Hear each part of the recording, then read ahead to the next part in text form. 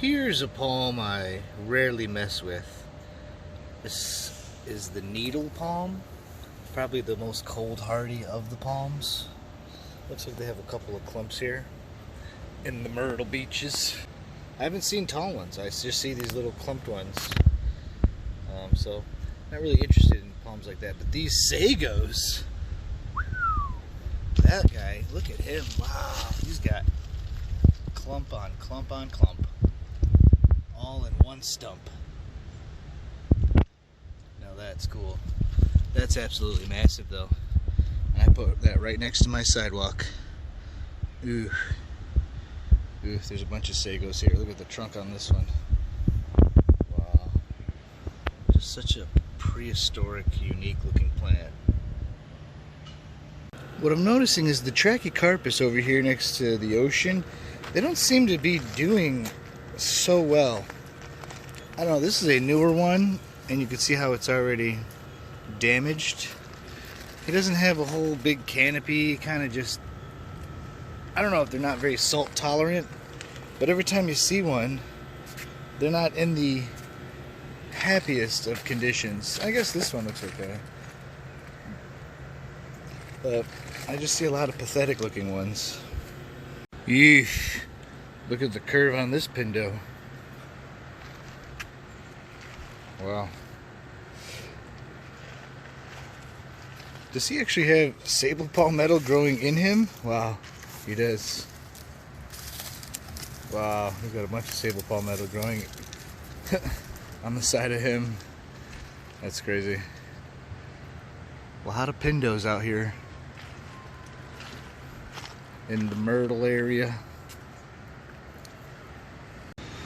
Well, these are weird sagos. What is it, the flower?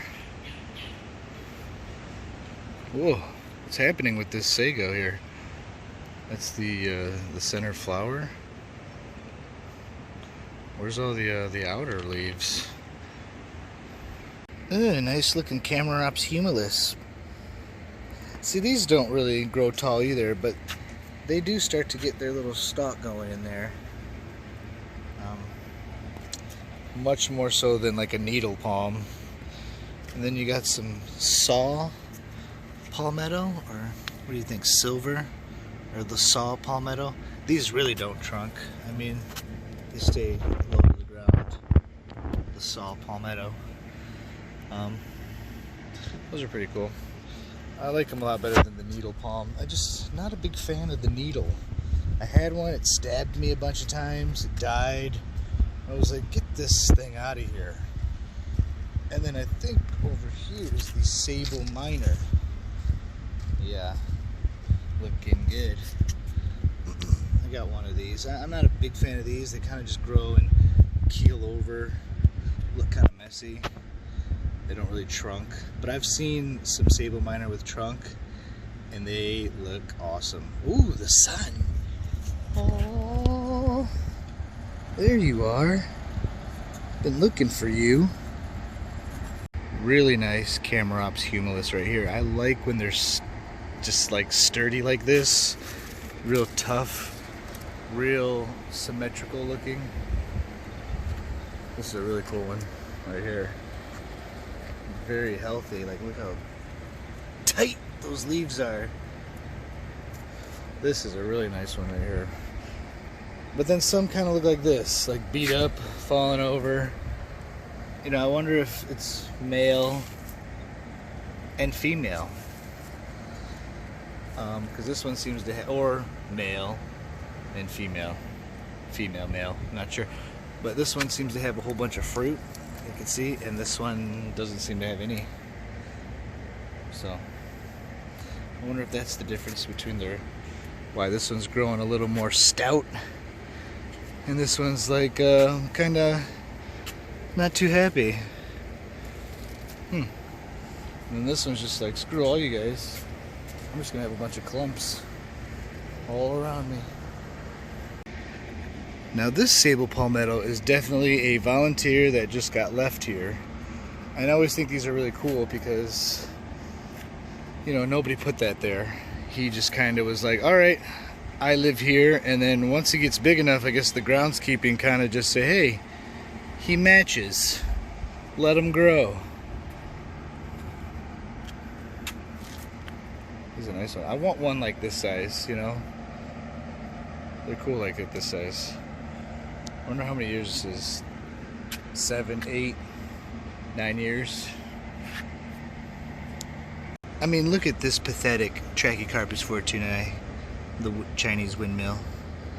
He has a stout, fat trunk, but just looks like crap. You know, his center spear doesn't even look super happy. I don't know, they just don't do good here. I think they're not very good with the salt. Because then you got all these other ones that look perfectly fine. Like these are more volunteered palmetto. I mean, they grew up from nothing, from this, and turned into this, and then go turn into that in 20 years. Now these palmetto are a little bit interesting. I can't tell if these are volunteers. I mean, I don't think that they would plant ones this size. It's not a very tall one. And I don't think they would plant it this close to the curb. But I could be wrong. They could have planted 2 palmetto here, but I don't feel like they grow palmetto and transplant them in these types of sizes right here. Like this size, or this size for that matter. So I bet you these are 2 volunteers that they were like, hey, you know what? They look good. Leave them alone. I know I would do if I was a property manager. Leave them alone. I just hate when they cut them like this. Like, why? Why would you ever cut your palm trees like this? I mean, it doesn't even look like a palm tree anymore. That's a bad cut, let's be real. I mean, what were they thinking? These are all cut like Schmidt. Let's be real. Like, look at how terrible these are cut. And you know, they say, oh, you know, you gotta trim them. You know, yeah, trim them, but leave, you know, a nice head on them, because when they come back, they still look like crap. It takes a long time to get that round look. So this is how they look probably when they come back. They still look like poop. No, I'm just kidding. They just don't look like that traditional round palm that you see a lot. Those ones are the sweet ones. Alright, so here's a sago doing the same thing as those other ones, but they still have all their greenage. Yes, greenage is a word here on Palms Are Cool. Here's a Canary Island in Myrtle Beach. You don't really see these around here in the Myrtle Beach area. I wish we could start to see more as we get some global warming going on. And actually, here's another one right over here. Let me just turn the wheel. Nice one right here.